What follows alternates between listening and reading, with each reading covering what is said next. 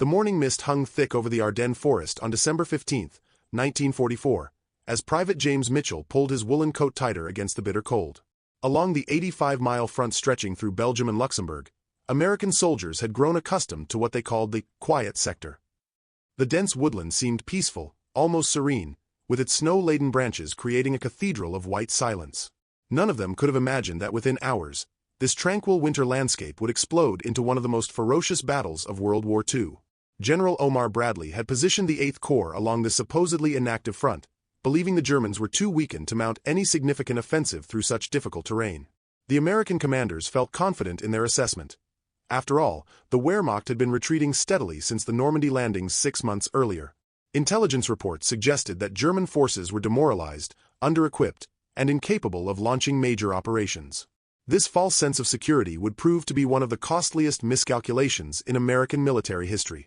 Unknown to the Allied forces, Adolf Hitler had been secretly planning Operation Watch on the Rhine, later renamed Autumn Mist, since September.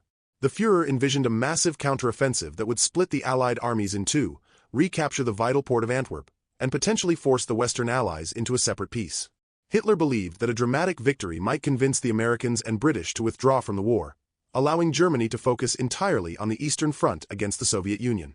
Deep within the German command bunkers, Field Marshal Gerd von Rundstedt and General Otto von Manschufel had spent weeks coordinating the movement of over 200,000 troops. 3 German armies, the 6th Panzer Army under Sepp Dietrich, the 5th Panzer Army under Manschufel, and the 7th Army under Erich Brandenberger, had been secretly assembled in the forests east of the Ardennes. The logistics alone were staggering. Thousands of tanks, artillery pieces, and vehicles had been moved under cover of darkness and strict radio silence. As referenced in Stephen Ambrose's comprehensive account, Citizen Soldiers, the German preparation for this offensive demonstrated remarkable organizational capability despite their deteriorating strategic position. The Wehrmacht had managed to concentrate their reserves while maintaining complete operational security, a feat that would catch Allied intelligence completely off guard. The men of the 106th Infantry Division, many of them fresh replacements who had arrived in Europe only weeks earlier, settled into their foxholes for another routine night. Sergeant William Hayes checked his watch. 0300 hours on December 16. In just 2 hours, the largest German offensive on the Western Front since 1940 would begin with a thunderous artillery barrage that would shatter the winter quiet forever. Captain Robert Thompson of the 28th Infantry Division noted in his diary that evening how peaceful everything seemed. "The Germans appear beaten," he wrote. "Perhaps we'll be home for Easter." These words, penned in the dim light of a Belgian farmhouse, would prove tragically premature. Within hours, Thompson and thousands of his fellow soldiers would be fighting for their lives against a German war machine that had summoned one final, desperate surge of power. The stage was set for 18 days of brutal combat that would determine the fate of Western Europe. Precisely 0530 hours on December 16, 1944, the earth trembled. A coordinated barrage from over 1,600 German artillery pieces shattered the pre-dawn silence across the Ardennes front. The thunderous roar rolled across the snow-covered hills like an avalanche of steel and fire, catching the American forces completely unprepared. In their foxholes and bunkers, Allied soldiers jolted awake to a nightmare of screaming shells and exploding earth. Private Mitchell dove deeper into his frozen foxhole as German 88mm shells burst around his position. The carefully maintained telephone lines connecting forward observation posts to headquarters were severed within minutes, leaving entire units isolated and blind. Radio communications crackled with confused reports and urgent requests for information that no one could provide. The fog of war had descended with the morning mist, and American commanders found themselves fighting blind against an enemy they had grossly underestimated. The German assault came in 3 massive waves. To the north, Sepp Dietrich's 6th Panzer Army, spearheaded by the notorious 1st SS Panzer Division Leibstandard Adolf Hitler, smashed into the positions held by the 99th Infantry Division. These were elite units, battle-hardened veterans of the Eastern Front who knew this was their last chance to change the war's outcome. Their King Tiger tanks, weighing 70 tons each, crashed through the forest like mechanical monsters, their guns blazing at anything that moved. In the center, General von Mandschufel's 5th Panzer Army employed more sophisticated tactics. Rather than relying solely on brute force, Mandschufel had studied American defensive patterns and identified weak points in their lines. His Panzer Lehr Division and the 26th Volksgrenadier Division infiltrated through gaps in the American positions, using the dense forest to mask their movements. By dawn, German infantry had penetrated several miles behind Allied lines, sowing confusion and panic among rear echelon units. The southern assault, led by Brandenberger's 7th Army, targeted the 4th Infantry Division positions around Echternach. Although this was primarily a diversionary attack, it succeeded in preventing American reserves from reinforcing the main battle areas. German paratroopers, dropped behind enemy lines in Operation Grief, added to the chaos by cutting communications lines and creating false reports of massive German advances. Sergeant Hayes found himself commanding what remained of his platoon after their lieutenant was killed by the opening barrage. With only 14 men left from the original 36, he faced an impossible decision: retreat and abandon their positions, or stand and fight against overwhelming odds. The sound of approaching German armor made the choice for him. "Fix bayonets," he ordered grimly. "We hold this hill." The weather proved to be Germany's greatest ally. Thick clouds and persistent fog grounded the Allied air forces, eliminating the decisive air superiority that had dominated battlefields since Normandy. For the first time in months, German ground forces could advance without fear of Allied fighter bombers. The Luftwaffe, marshalling its remaining strength, managed to fly over 800 sorties on the first day, their largest effort since the invasion of France in 1940. By nightfall on December 16, the German offensive had achieved remarkable success. The 6th Panzer Army had penetrated 15 miles in some sectors, while Manchufel's forces had advanced even further toward their objective of Saint-Vith. American casualties mounted rapidly as entire units were surrounded and overwhelmed. The 106th Infantry Division, caught in the path of the German juggernaut, began to disintegrate under the relentless assault. As darkness fell, the full scope of the disaster became apparent to Allied commanders. General Bradley's quiet sector had become a raging inferno of combat, and the German offensive showed no signs of slowing. The question was no longer whether the Germans could break through American lines, but how far they could advance before Allied reserves could respond to this shocking turn of events. By December 19, 1944, the German offensive had created a massive bulge in the Allied lines, giving the battle its enduring name.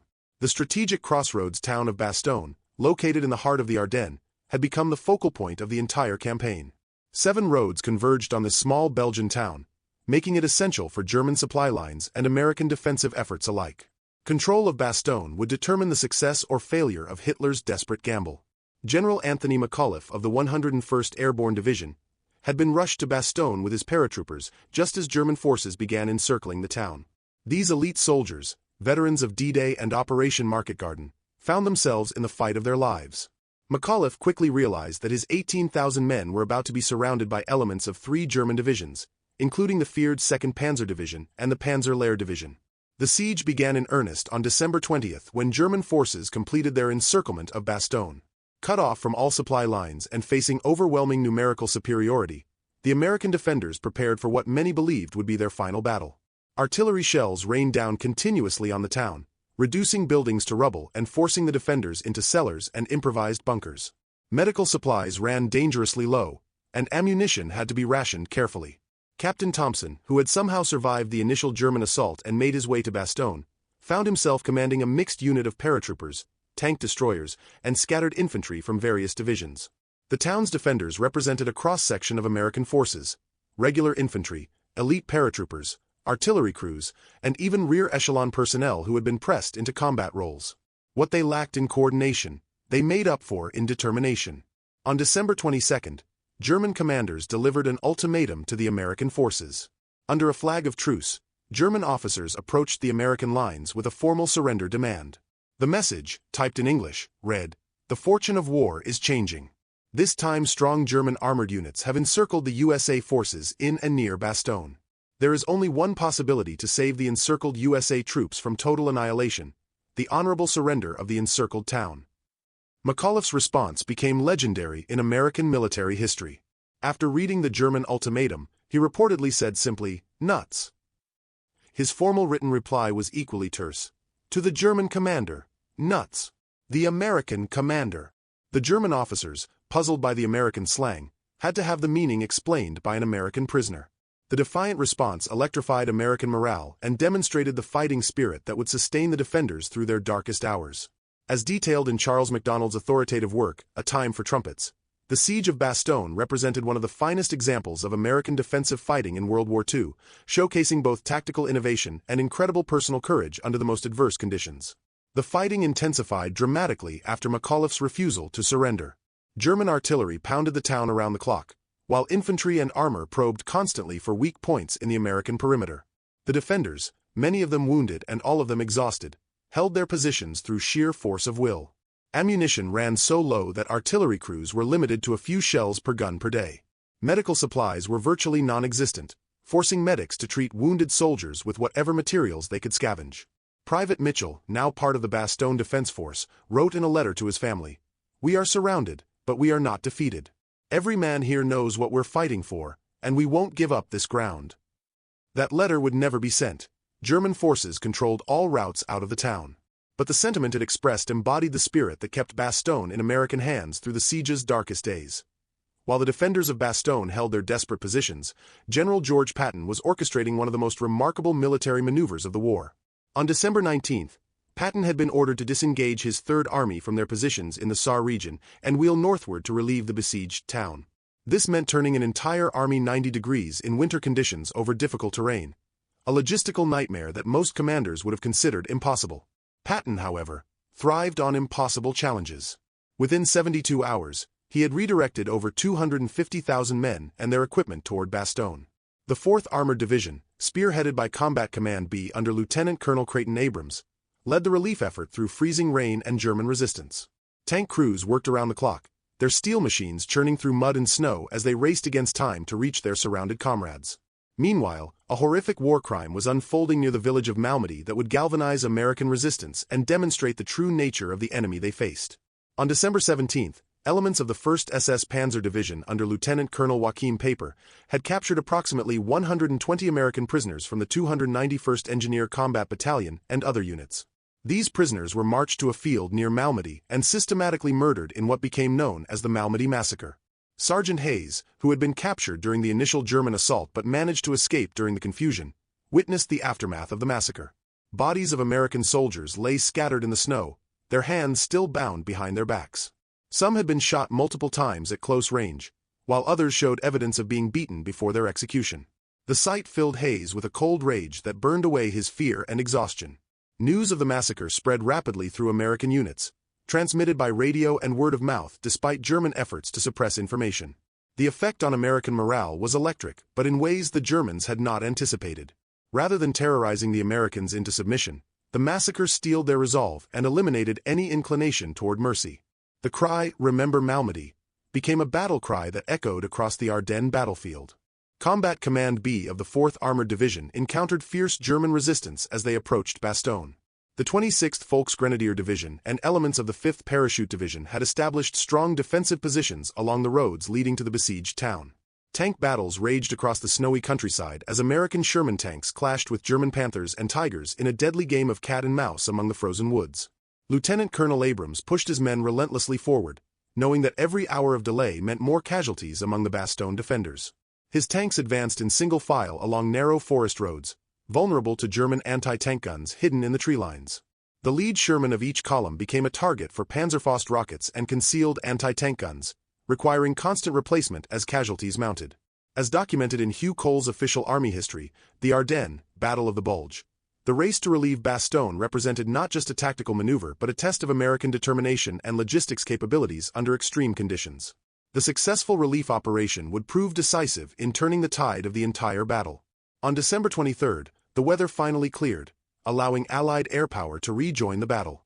C-47 transport planes dropped desperately needed supplies to the Bastogne defenders, while P-47 Thunderbolts and P-51 Mustangs strafed German positions. The sight of Allied aircraft overhead lifted the spirits of American ground forces who had fought without air support for a week. Captain Thompson watched from his position in Bastogne as parachutes blossomed across the sky, carrying medical supplies, ammunition, and food to the surrounded garrison. "It was like Christmas morning," he later wrote. "Those white parachutes looked like angels coming down from heaven." December 24, 1944, marked the furthest extent of German penetration into Allied lines. Advance elements of the 2nd Panzer Division had reached within 4 miles of the Meuse River near Dinant, their ultimate objective according to Hitler's ambitious plans. If German forces could cross the Meuse and continue their advance to Antwerp, they might still achieve the strategic victory that the Führer desperately sought. However, this Christmas Eve would mark not German triumph, but the beginning of their inevitable retreat. The German spearheads had outrun their supply lines and found themselves dangerously exposed. Fuel shortages, which had plagued German operations from the beginning, now became critical. Panzer units that had advanced the furthest were running on fumes, their massive tanks reduced to pillboxes as they waited for fuel convoys that would never arrive. Allied air attacks on German supply columns had finally begun to take their toll as clear weather allowed sustained aerial operations. Major Ernst Kohler of the 2nd Panzer Division could see the Meuse River glittering in the distance through his binoculars, tantalizingly close yet impossibly far. His battalion had only enough fuel for perhaps 10 more kilometers of movement, and American forces were closing in from 3 directions. Radio communications with higher headquarters had been sporadic for 2 days, leaving him uncertain whether to advance, retreat, or hold position. The weather on Christmas Eve brought both blessing and curse to the German forces. Clear skies meant that their advanced units could finally receive accurate artillery support and air reconnaissance, but it also exposed them to the full weight of Allied air power. Hundreds of fighter-bombers roamed the battlefield, hunting for German vehicles and supply convoys. The Luftwaffe, despite their early success, could no longer contest Allied air superiority effectively. At Bastogne, the siege reached its climax as German forces launched their final, desperate assault on the town. The attack came from multiple directions simultaneously, with German infantry supported by the few remaining operational tanks of the Panzer Lehr Division. House-to-house fighting erupted in the town's outskirts as German soldiers penetrated the American perimeter at several points. McAuliffe's men fought with the desperation of soldiers who knew that surrender meant death or captivity under an enemy that had already demonstrated its willingness to commit atrocities. Private Mitchell found himself in a basement bunker with 5 other paratroopers, facing a German assault team that had broken through their lines. With ammunition running critically low, the Americans resorted to hand grenades and bayonets in brutal close-quarters combat. The basement filled with smoke and the screams of wounded men as the 2 sides grappled in the darkness. Mitchell's rifle jammed after firing his last clip, forcing him to use his entrenching tool as a weapon in the savage melee. The sound of American tank engines in the distance provided the first hope that Bastogne's defenders had felt in days. Combat Command B of the 4th Armored Division had finally broken through German defensive lines and was approaching the town from the south. The lead Sherman tank, commanded by Lieutenant Charles Boggess, made contact with American forces in Bastogne at 1650 hours on December 26. The siege was broken. Patton's relief of Bastogne represented one of the most impressive tactical achievements of the war, but it came at a terrible cost. The 4th Armored Division had suffered over 1,400 casualties in their 3-day advance, with many of their best tanks destroyed by German anti-tank guns. The relief force was exhausted and badly depleted, hardly in condition to continue offensive operations. As Christmas Day dawned across the Ardennes battlefield, both sides paused momentarily to tend their wounds and assess their positions. The German offensive had achieved tactical surprise and inflicted heavy casualties on American forces, but it had failed to achieve any of its strategic objectives. The port of Antwerp remained firmly in Allied hands, and the German armies had expended their last strategic reserves in an operation that had ultimately accomplished nothing except to delay the inevitable Allied advance into Germany. The high water mark of German expansion in the Battle of the Bulge had been reached and passed. From this point forward, the Wehrmacht would be in constant retreat, pursued by increasingly confident Allied forces who had learned valuable lessons about German capabilities and intentions. The surprise was over, and the Allies' overwhelming superiority in men and materials would now assert itself with crushing finality. The final phase of the Battle of the Bulge began on January 3, 1945, as Allied forces launched a coordinated counteroffensive to eliminate the German salient. General Omar Bradley's 12th Army Group attacked from the south while Field Marshal Bernard Montgomery's 21st Army Group struck from the north, creating a massive pincer movement designed to trap the remaining German forces in the Ardennes. The hunters had become the hunted. The German retreat began in earnest as fuel shortages and Allied air attacks made their positions untenable. Entire divisions that had advanced confidently into Belgium just 3 weeks earlier now found themselves fighting desperate rearguard actions to avoid complete annihilation. The vaunted 6th Panzer Army, which had spearheaded the initial assault, was reduced to a shadow of its former strength. Many of their heavy tanks had to be abandoned when they ran out of fuel, their crews destroying them with demolition charges to prevent capture. Sergeant Hayes, now promoted to lieutenant after his platoon leader was killed, led his reconstituted unit in pursuit of retreating German forces. The same forests that had concealed the German advance now became killing grounds as Allied forces pressed their advantage. German soldiers, many of them young conscripts who had been thrown into the battle during its final phases, surrendered in increasing numbers. The fight had gone out of them, replaced by a desperate desire simply to survive. The human cost of Hitler's gamble became apparent as Allied forces recaptured territory lost during the initial German assault. Villages that had changed hands multiple times bore the scars of intense combat. Civilian casualties were heavy, particularly in areas where the fighting had been most intense. The town of Bastogne, though liberated, was virtually destroyed, its buildings reduced to rubble by weeks of artillery bombardment. Captain Thompson, who had survived both the siege of Bastogne and the subsequent counteroffensive, surveyed the destruction with mixed emotions. Victory had come at a terrible price. His original company of 180 men had been reduced to fewer than 60 effective soldiers. The faces around him were haggard and aged beyond their years, marked by experiences that would haunt them for decades to come. The statistics of the Battle of the Bulge told the story of its enormous cost. American casualties totaled approximately 89,000 men, including 19,000 killed, 47,000 wounded, and 23,000 captured or missing. German losses were even higher, with over 100,000 casualties that the Wehrmacht could not afford to replace. More importantly for Germany's war effort, they had lost their last strategic reserve and most of their remaining experienced officers and non-commissioned officers. By January 28, 1945, Allied forces had pushed the German army back to their original starting positions along the Siegfried Line. The Bulge had been eliminated, and American forces were once again poised to resume their advance into Germany. The 6 weeks of combat had cost both sides dearly, but for Germany, the losses were irreplaceable. The Wehrmacht had shot its last bolt and missed its target. The Battle of the Bulge's conclusion marked a turning point not just in military terms but in psychological ones as well. The German army's ability to launch major offensive operations was permanently broken. Hitler's desperate gamble had consumed the last reserves that might have been used to defend Germany's heartland against the advancing Soviet forces in the east. The Western Allies, though bloodied, had demonstrated their resilience and ability to recover from initial setbacks. Private Mitchell, now a battle-hardened veteran despite his youth, wrote in his final letter home, "The Germans gave us everything they had, and we took it and came back for more. This war is nearly over, and we're going to win it."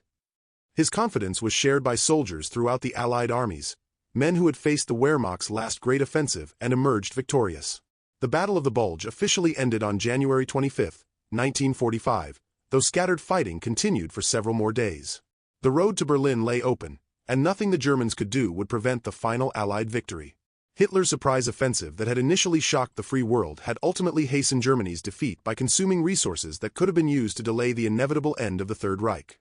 The heroes of the Ardennes, men like McAuliffe at Bastogne, Patton's tankers, and countless individual soldiers who had held their ground against overwhelming odds, had proven that democratic armies could match the Wehrmacht's fighting ability when properly led and supplied.